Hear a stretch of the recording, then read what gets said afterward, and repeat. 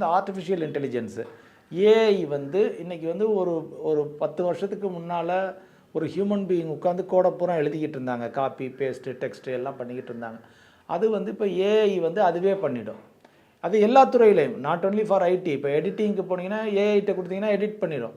நீங்கள் ஒரு பிக்சரை கொடுத்தீங்கன்னா அது ஷூட் பண்ணிடும். ஒரு அனாலிசிஸ் பண்ணோன்னா அது ஏஐ பண்ணி கொடுத்துரும். மாதத்துக்கு 1600 சார்ஜ் ஜிபிடியில் கட்ட சொல்கிறாங்க.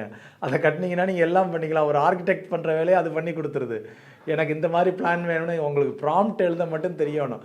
ஸோ இப்போ இந்த ஏஐனால் என்ன ஆகுது அப்படின்னா, மிடில் லெவல் அண்ட் சீனியர் லெவலில் இருக்கக்கூடிய மேனேஜர்ஸினுடைய வேலைகள் தான் நிறைய டிசிஎஸில் போயிருக்குது உலகம் புறம்.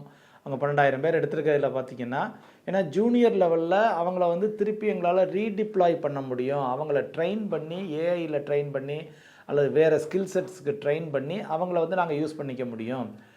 சீனியர் லெவலில் டெசிஷன் மேக்கிங் லெவலில் இருக்கவங்களையும் நாங்கள் தூக்க முடியாது. ஏன்னா அது ஏஐட்ட கொடுத்து அது ஏஐ வந்து டெசிஷன் எடுக்காது, அதை எடுக்க தெரியாது, அது பாசிபிலிட்டிஸை கொடுக்கும் சொல்லுமே தவிர ஒரு ஹியூமன் பீயிங் தான் டெசிஷன் எடுக்கணும்.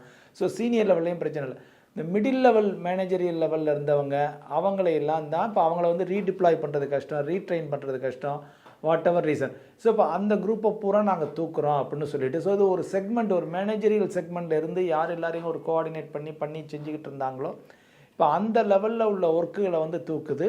ப்ளஸ் ஃபிசிக்கல் ஒர்க்கு, ஃபிசிக்கல் இந்த சென்ஸ் அவங்களே கோடிங் எழுதிக்கிட்டு இருந்தவங்க, அவங்களே எல்லாம் பண்ணிக்கிட்டு இருந்தவங்க, அந்த குரூப்பு இப்போ ஏஐ வந்துருச்சு, நீ ஜாவா கோட் எழுத வேண்டாம் அல்லது .NETக்கு எழுத வேண்டாம், எதுக்கு எழுத வேண்டாம் அப்படின்னு சொல்லிட்டு அதுவே எழுதி கொடுத்துருது. ஸோ இப்போ அந்த லெவல்லையும் வந்து எடுத்துரு.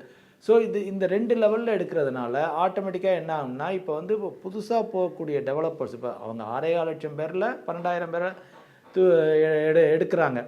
ஆனால் இப்போ அங்கே இருக்கிறவங்களையே வச்சு அவங்க ரீடிப்ளாய் பண்ணணும், ரீட்ரெயின் பண்ணணும், ப்ளஸ் புதுசாக எடுக்கிற எம்ப்ளாயீஸையும் குறைக்க